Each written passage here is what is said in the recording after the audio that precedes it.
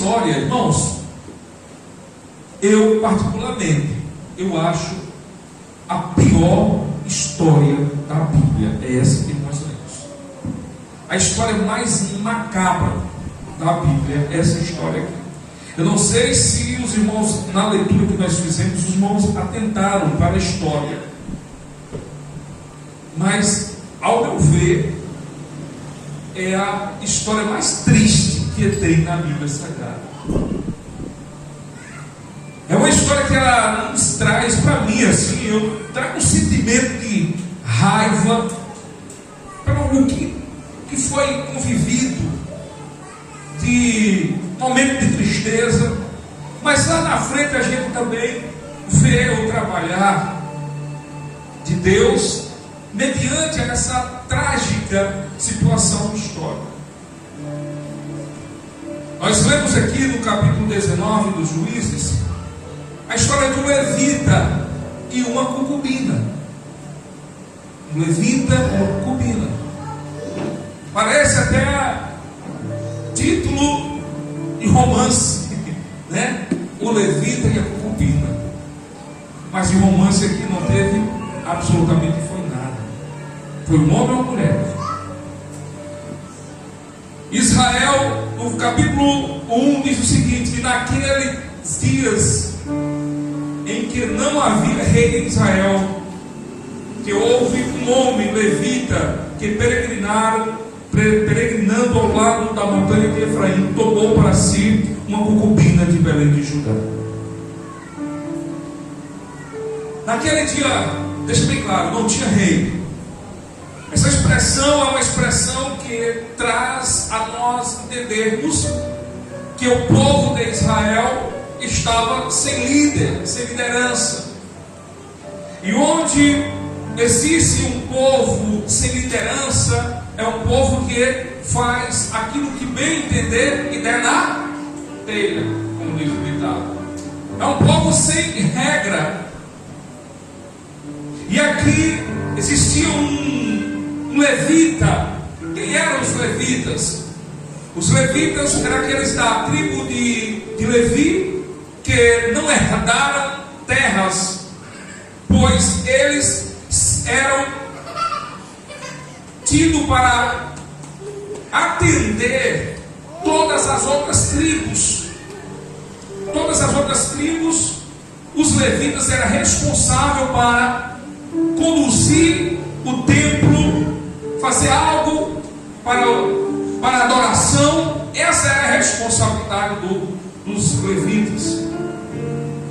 E o povo então se reunia e mantinha eles financeiramente, na questão de alimentação. O povo fazia isso. E eles se dedicavam, esse era o ofício, eles tinham que se dedicar à obra, à adoração.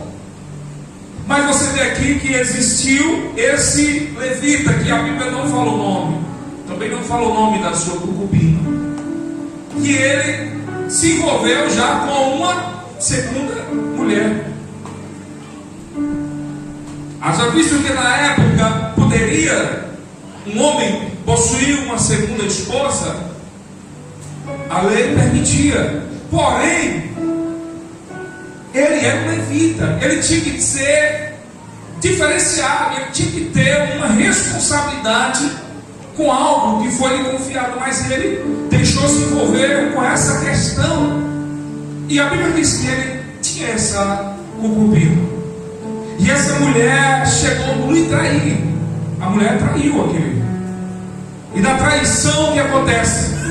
Ela se despede dele, brigam, e ela vai para a casa do seu pai, lá em Belém de Judá. Ela vai para a casa do pai. A Bíblia deixa bem claro que passaram-se 4 meses. 4 meses ele sentiu a falta daquela mulher e foi atrás. Irmãos, eu quero até abrir um parêntese nessa mensagem, que talvez não é a mensagem que muitas vezes você estava querendo ouvir hoje, aquela mensagem de você pular, correr, mas eu acredito que é a mensagem que alguém aqui precisa ouvir. Porque Deus, ele não fala de forma aleatória ou de forma sem necessidade. Se Ele colocou no meu coração essa mensagem, como eu falei a princípio, é uma mensagem tão pesada pela história. É uma história macabra mesmo. E aquele homem, ele vai atrás daquela concubina, daquela mulher. Chegando lá, ela recebe, na casa do seu pai, recebe, apresenta lá para o pai. A Bíblia deixa bem claro que o velho, o sogro, recebe ele com todo carinho.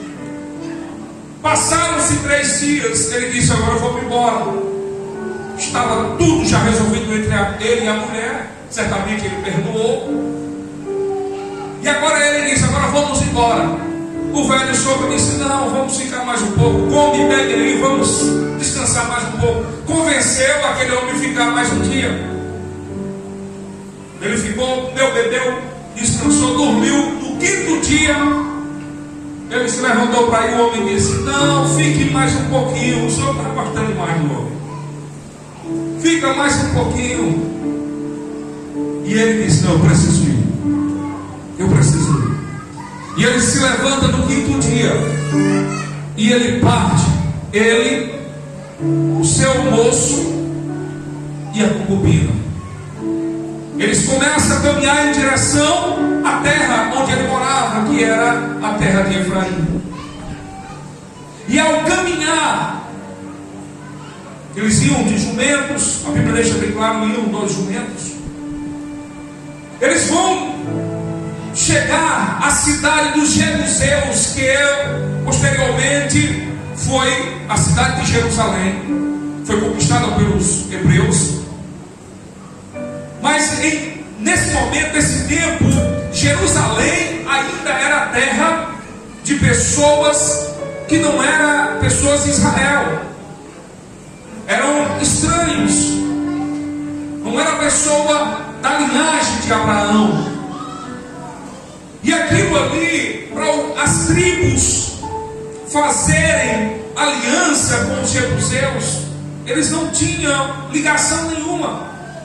Então aquele levita disse, o seu moço disse: vamos passar a noite aqui na terra dos jebuseus, em Jebus. Vamos dormir e descansar aqui. Olha só, irmãos, vamos descansar a noite aqui em Jebus. E aquele homem disse: não, nós vamos andar mais um pouco. Nós não vamos ficar em Jebus, porque Jebus não é o nosso povo. Porque Jebus, eu vou usar uma expressão para você entender melhor. Jebus não tem crente. Jebus não tem igreja. Nós não vamos ficar em Jebus, não, porque Jebus não é do nosso povo. Vamos andar mais um pouco e vamos para a terra de Gibeá ou Ramá, que era o próximo, porque lá é o nosso povo. Olha só. Vamos dormir hoje em Gibeão, em Jebus. Vamos dormir em Jebus. O levita disse: não, entenda onde eu quero chegar. O levita disse: não, nós não vamos dormir em Jebus, porque Jebus não é do nosso povo, não é das nossas tribos. Nós vamos andar mais um pouco e vamos para as nossas terras, para a terra de Gibeá, que lá é o nosso povo. Em outras palavras, trazendo para nossos dias e para esse momento, ele está dizendo assim: lá tem crente, lá tem irmãos que podem me ajudar. Eles passam por Jebus e vai para Gibeá. Quando ele chega em Gibeá, ele vai para a praça de Gibeá, senta na praça. E era costume da época, quando chegasse um andarilho na cidade, alguém chegava perto e já procurava se era de paz a sua vinda, de onde ele vinha, para onde ele ia. E se dependesse da viagem, era dado a estalagem para aquele andarilho naquele lugar. E isso era normal. Ele não quis ficar em Jebus porque ele disse: não é meu povo, eles não vão me acolher. Eu vou para Gibeá. E foi para Gibeá. Chegando lá em Gibeá, ficou na praça e não apareceu ninguém para acolher aquele homem. As pessoas passavam para lá e para cá, ninguém parava para dar uma atenção a ele. Aquele homem começa a se decepcionar com a terra que ele achava e sabe que é do povo dele. Isso significa, meu querido, minha querida, muitas vezes a recepção para muitos fala muito. Ao chegar nessa porta, a igreja tem recepcionista. Eu já vi pessoas dando testemunho que disse assim: eu comecei a frequentar a igreja, eu aceitei Jesus, eu vim congregar nessa igreja por conta da recepção. Quando eu cheguei lá, me deram atenção e eu gostei e fiquei. Eu já vi várias pessoas falar isso. Na terra de Gibeá, aquele homem foi, sentou e ninguém chegou lá para falar com ele. Ele achava que ia para Gibeá porque era terra de crente, mas ninguém chegou lá para dizer: a paz do Senhor, meu irmão. Ninguém chegou lá para oferecer algo para ele. As pessoas ignoravam, passavam para lá e para cá.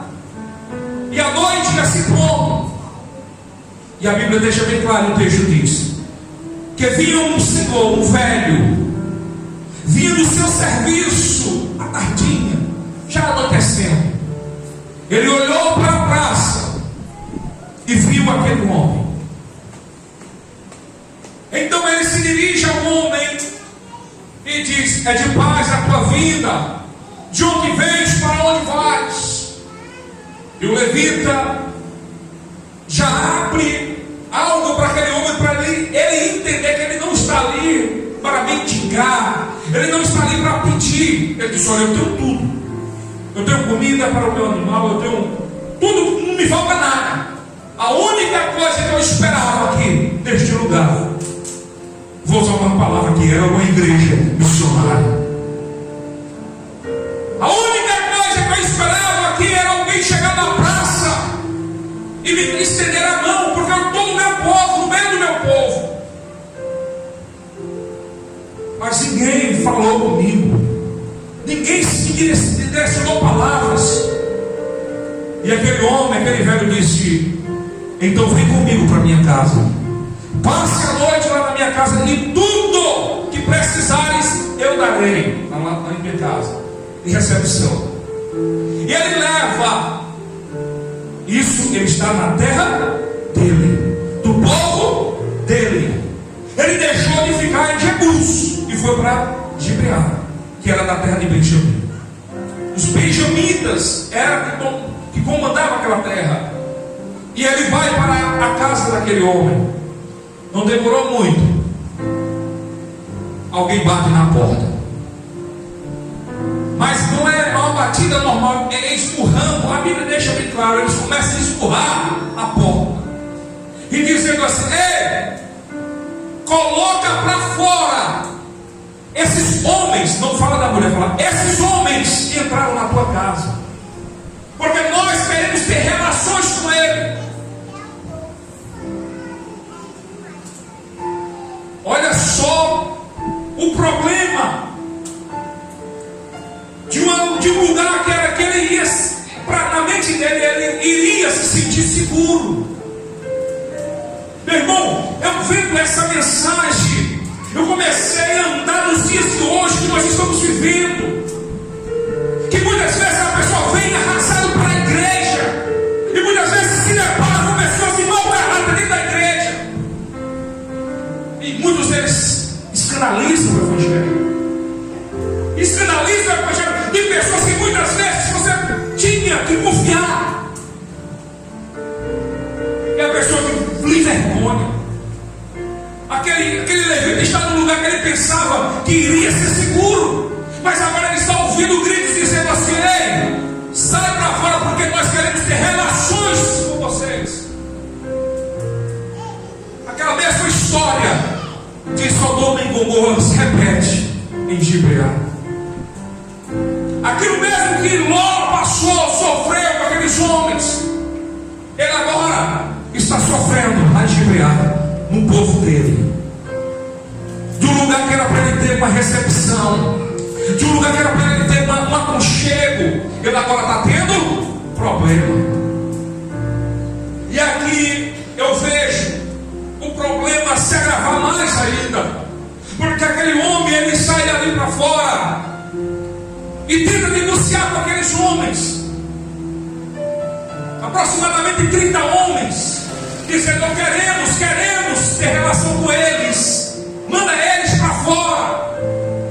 E aquele homem disse: ei, não faça tal coisa, não ouse fazer tal coisa, porque existia, justamente na época, existia uma lei e costume que o hóspede, ele era protegido 100% pela aquela pessoa que lhe hospedava. Qualquer coisa que viesse ter. Por isso que justamente Ló também fez isso. Fez de tudo para proteger. Aquele homem foi lá e disse: ei, não toca nesses homens. E sabe que dentro da minha casa, minha filha é virgem e a concubina dele. Vou colocar elas para fora e vocês fazem o que vocês quiserem com ela. Mas não toca nesse homem. E quando eu estava lendo isso, eu tive uma revelação na minha mente sobre essa situação. Você percebe aqui que eles estão sacrificando a família. Aquele homem, ele disse: eu entrego a minha filha virgem. E quantos pastores, quantos obreiros já têm destruído a sua família para agradar outros? Quantas pessoas você mesmo deixou de viver para agradar outros? Muitas vezes dentro da tua casa está tendo um problema com você, muitas vezes segura o problema para ir ajudar outros. Aquele homem agora ele agora sacrifica a filha, a família. E quando ele está ali negociando, o levita, que isso daqui, meu irmão, é triste. Aquela mulher de quem ela esperava proteção, que era daquele homem que foi buscar ela da casa do pai dela, de quem ela esperava proteção, cuidados, defesa, ajuda. De repente, aquele levita pega aquela sua concubina e empurra para fora da casa, dando-lhe para os homens. Ele pensou em si, só em si, colocou ela para fora e trancou as portas. E aquela mulher foi ter relações sexuais com aqueles homens, aproximadamente 30 homens. A Bíblia deixa bem claro: a noite toda. A noite toda. Alguém que saiu da sua casa. Eu acredito que aquele homem, para trazer aquela mulher de volta, ele fez juras de amor. Ele falou coisas bonitas, disse: eu vou estar com você, eu vou lhe proteger. Mas na primeira oportunidade, ele jogou ela para fora. Muitas vezes nós temos vivido isso. De quem nós esperávamos uma palavra de ajuda, uma mão amiga, é o primeiro a nos jogar para fora, nos empurrar, nos decepcionar. Eu imagino aquele momento daquela mulher sentindo o seu esposo lançando ela para a mão daqueles homens. A minha mente dá para entender assim que nos primeiros momentos ali, ela não consegue entender e sentir o toque daqueles homens. Ela consegue sentir a traição do marido mediante a ela, a covardia que o marido está fazendo com ela a noite toda. E pasma, aquele homem foi dormir. A mulher estava lá fora, servindo de o que eles queriam fazer. E dentro de casa, um homem estava dormindo. noite. Aqueles homens abandonam aquela mulher porque ela não tinha mais serventia, já estava à beira da morte. A mulher se arrastando. Ela consegue chegar até a porta da casa, mas ela não consegue bater na porta, porque as suas forças se acabaram. Ela cai com a mão na soleira da porta. Quando ela cai com a mão na soleira, ali mesmo, ela apaga. No outro dia, você não vê a preocupação desse homem, desse levita.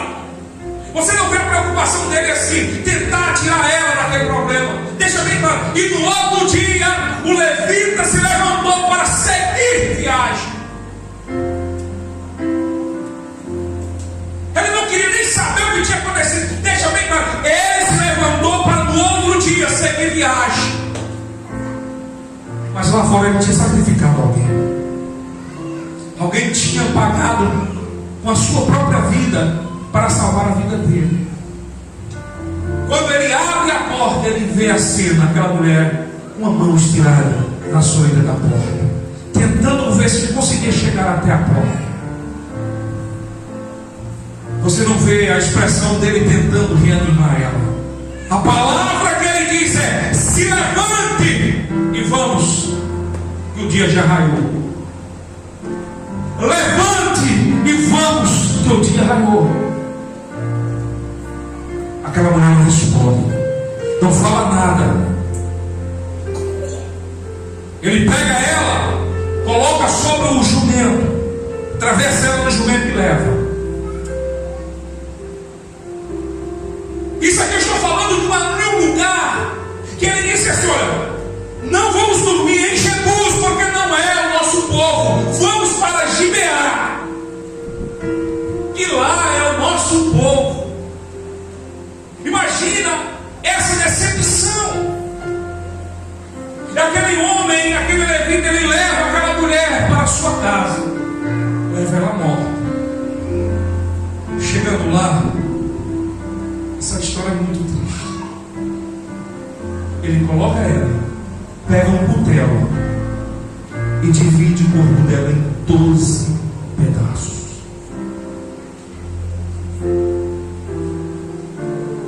Divide em 12 pedaços e manda cada pedaço para cada tribo de Israel. E a mensagem é essa. Ele conta a história e diz: aí está a maldade do nosso povo. Aí está a maldade da tribo de Benjamim, de um povo que eu deixei de dormir em uma terra que não era dos meus, confiado nos meus irmãos. Olha só a maldade deles. E aquele pedaço daquela mulher chegou nas 12 tribos. E quando aqueles homens recebiam um pedaço do corpo daquela mulher com essa mensagem dizendo assim: aí foram os nossos irmãos que fizeram isso. Eles se reúnem às 12 tribos.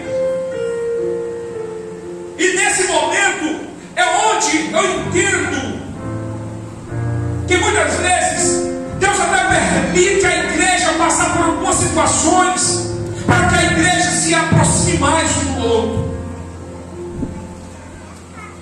Hoje eu falei aqui na escola dominical que o sentimento de Deus é como o sentimento humano. O sentimento de Deus não é como o sentimento humano. Olha, assim porque o fulano está chorando, eu vou chorar também. Não. O sentimento de Deus é outro. Quando chega nos pedaços, reúne-se as tribos que outrora estavam espalhadas, as 12 tribos, as 11 no caso, porque a Benjamim já estava, tinha sido ela a causadora do problema. As 11. E a mensagem que eu tiro nesse quesito, quando essa mensagem chega para as 11 tribos, é que muitas vezes Deus permite acontecer coisas, perseguições, desavenças, poder público, poder político, muitas vezes se levanta contra a igreja. Muitas vezes Deus permite para que a igreja se una mais.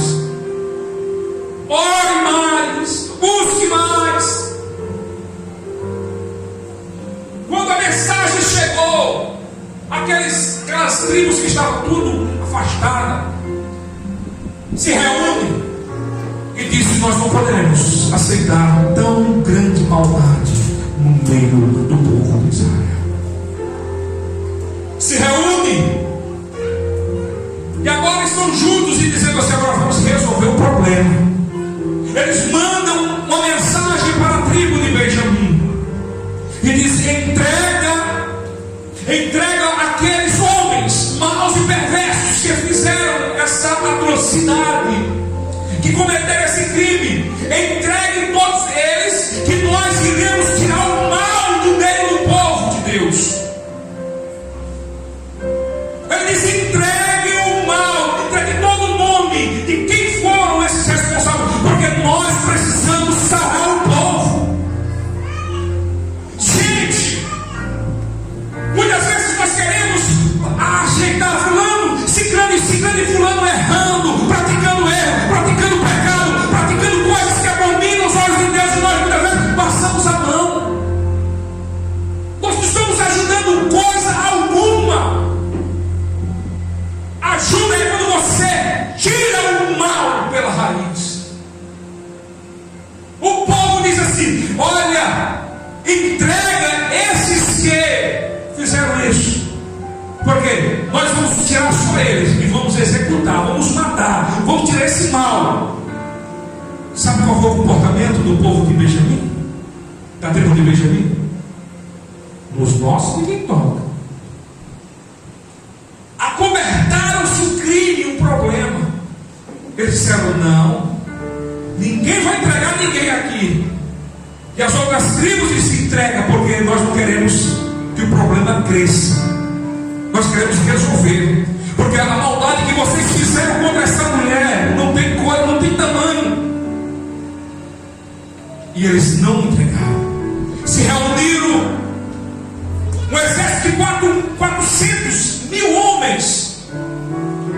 400 mil homens se reúnem e consultam o Senhor Deus.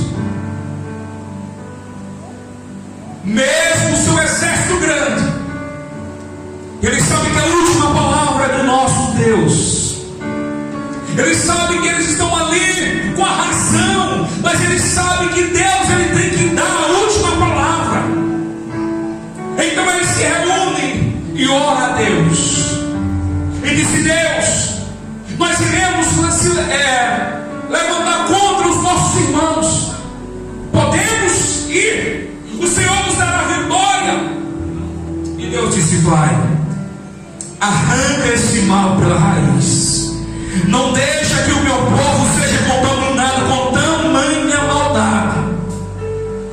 E aqueles homens, eles vão mais uma vez e dizem: entrega esse povo aí, porque nós não queremos entrar para fazer coisas à força. E eles disseram: não, aqui não. Tem 400 mil homens prontos para lutar. Os benjamitas reúnem um exército de 26 mil. 26 mil para combater contra 400 que ainda tem o aval de Jeová, do nosso Deus. E a Bíblia conta que quando aqueles homens eles desceram para combater o mal que estava na tribo de Benjamim. Eles mataram. Seriam 30 pessoas, aproximadamente 30 pessoas que estavam envolvidas naquele crime. Mas por resistir, insistir em um erro, 26 mil soldados morreram. 26 mil soldados morreram. E a Bíblia deixa bem claro que aqueles homens das tribos, ao vencer aquela guerra, eles não vibraram, eles choraram. Eles choraram. Sabe por que eles choraram? Porque eles sabiam que estavam duelando com o irmão. Porque tem muitas pessoas que ainda têm a alegria em saber que está matando um irmão. Eu não estou falando somente do irmão carnal, do irmão espiritual. Quantas pessoas estão destruindo a vida de pessoas dentro da igreja, tirando a pureza. Os soldados mataram um benjamita. Ele voltava e saía e começava a chorar e dizendo assim: eu matei um irmão. Mas para que o Arraial seja livre de tamanha atrocidade e pecado, precisa, porque a correção ela dói, mas ela tem que acontecer. Hoje nós estamos em um culto de missões. Nós estamos em um culto de missões quando as pessoas não estão mais aí entre nós. Eu não estou falando da Assembleia de Deus, eu estou falando do meio evangélico.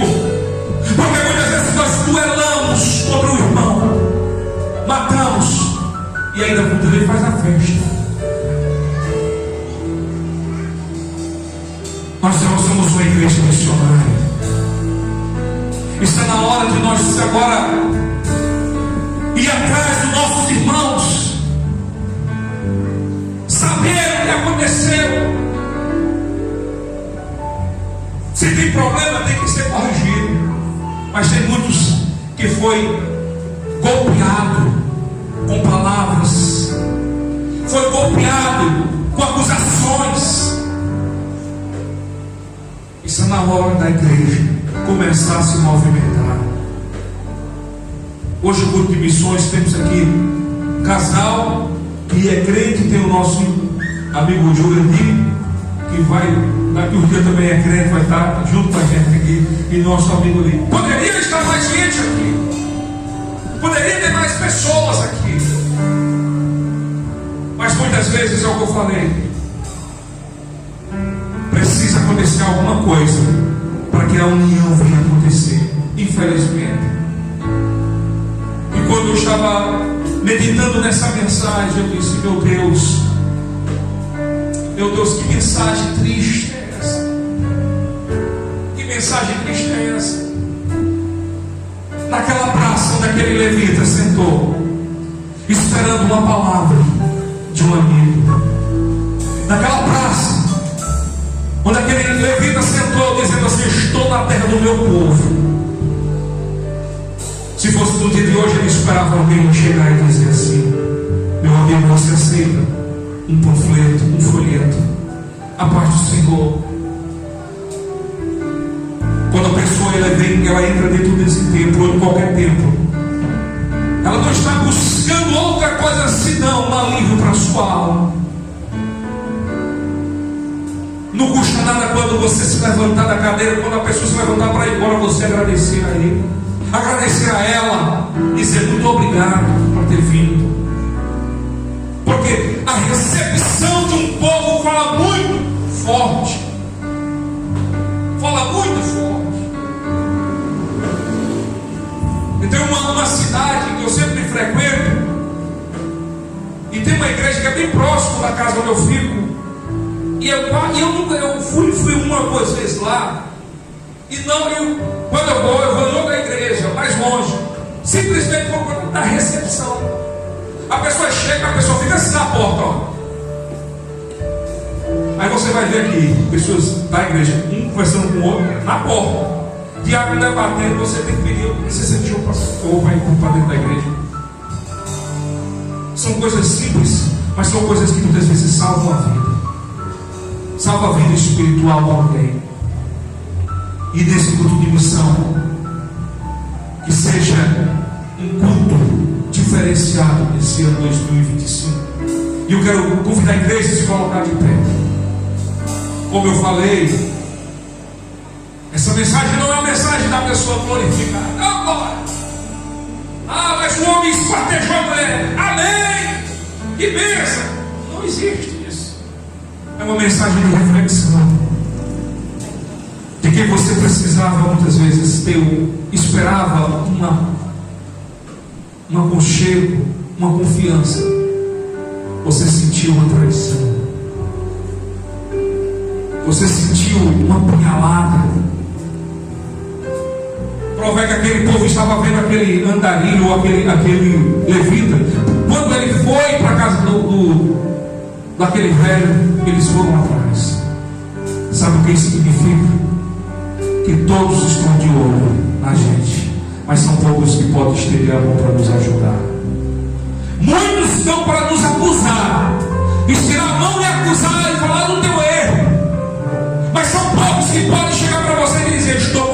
para nós andarmos juntos. Dizer que está junto com você não está dizendo que está apoiando o teu erro. Para mim, ser amigo de alguém não precisa eu estar apoiando o erro dele, não. Porque o amigo confronta o erro do outro. O pai que ama o filho corrige, a Bíblia diz: Deus corrige a quem ama. E açoita quem tem como filho. Aleluia. Que esse culto de missões seja um culto, que essa mensagem seja uma mensagem que você reflita. E quando você vê alguém precisando de ajuda, dê a mão. No culto que vier alguém de fora, até mesmo os nossos aqui, agradeça, saúde com a paz, com um bom dia, diga a ele e a ela que é sempre bem-vindo, faça ele entender que ela é bem-vindo no nosso meio. Se a pessoa procurou a igreja evangélica, e principalmente se procurou o nosso ministério, é porque ele sabia que aqui iria ter uma cocheira. Ele deixou, ele passou por outras igrejas, ele veio para cá, e chega aqui, muitas vezes a gente não dá atenção. Alguém na vida deixou de ficar em Jebus, quem sabe lá em Jebus alguém iria estender a mão. Lá em Jebus, quem sabe alguém disse assim: fica aqui em segurança. Mas ele disse: não, eu vou lá para o meu povo. Ele disse: eu vou atravessar tudo porque eu vou lá para o meu povo. E justamente o povo dele decepcionou ele. Justamente o povo dele foi que causou o problema. Que nós tenhamos o espírito de recepção, que nós tenhamos o espírito de missionários. Não precisa nós portar carteira de missionário para fazer missão. Aleluia. Feche os seus olhos, eu quero fazer uma oração.